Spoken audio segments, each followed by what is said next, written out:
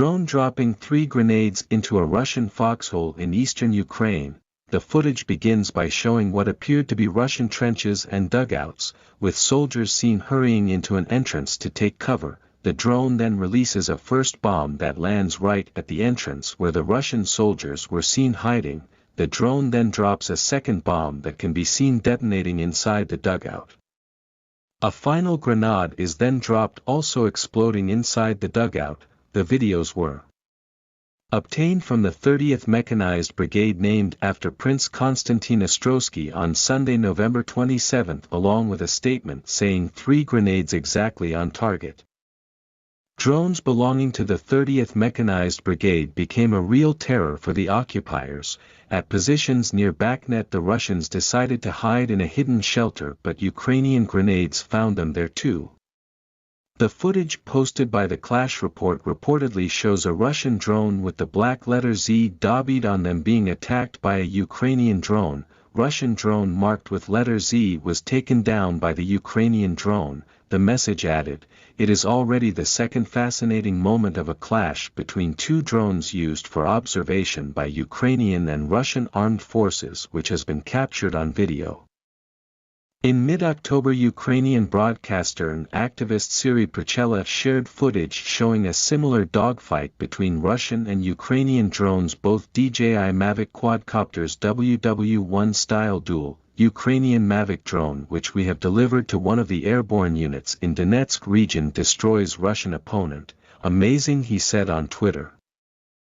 Ukrainian troops fire thousands of explosive shells at Russian targets every day using high-tech cannons supplied by the United States and its allies, but those weapons are burning out after months of overuse or being damaged or destroyed in combat, and dozens have been taken off the battlefield for repairs, according to U.S. and Ukrainian officials. 1/3 of the roughly 350 Western-made howitzers donated to Kyiv are out of action at any given time, according to U.S. defense officials and others familiar with Ukraine's defense needs.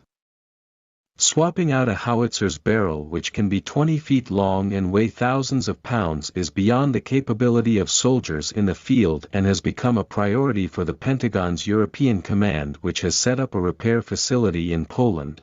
Western-made artillery pieces gave Ukrainian soldiers a lifeline when they began running low on ammunition for their own Soviet-era howitzers, and keeping them in action has become as important for Ukraine's allies as providing them with enough ammunition.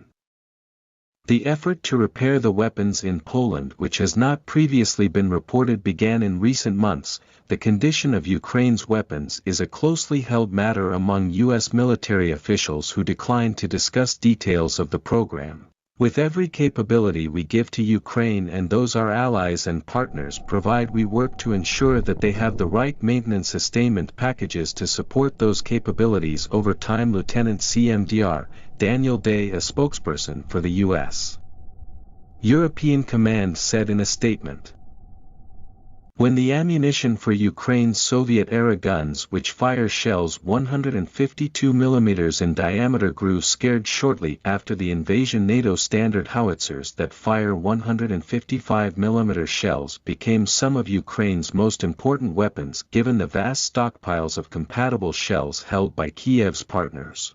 The Pentagon has sent 142 M77 howitzers to Ukraine, enough to outfit about 8 battalions. The most recent tally of U.S. military aid to Ukraine shows foreign Ukrainian troops have used them to attack enemy troops with volleys of 155 mm shells to target command posts with small numbers of precision-guided rounds, and even to lay small anti-tank minefields. Russia and Ukraine have struggled to meet the demand for artillery ammunition on the front.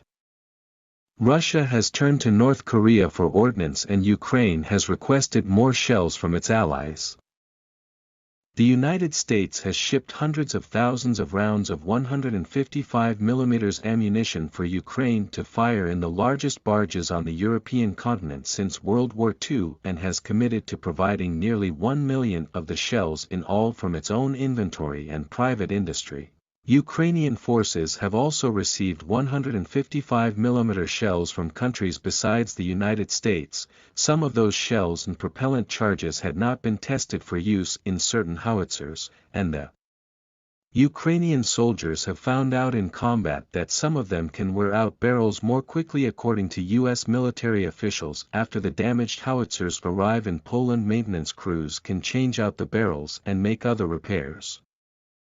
Foreign Ukrainian officials have said they would like to bring those maintenance sites closer to the front lines so that the guns can be returned to combat sooner. The U.S. officials and other people said, the work on the howitzers is overseen by U.S. European Command in Stuttgart, Germany, but may soon fall under a new command that will focus on training and equipping Ukrainian troops. It's not altogether surprising that there are maintenance issues with these weapons, said Robley, a military analyst at the Foreign Policy Research Institute. They didn't get a full training package for them and then were thrown into the fight, so you are going to get a lot of wear and tear. The Western artillery weapons provided to Ukraine in the form of rocket launchers and howitzers have sharply different maintenance needs.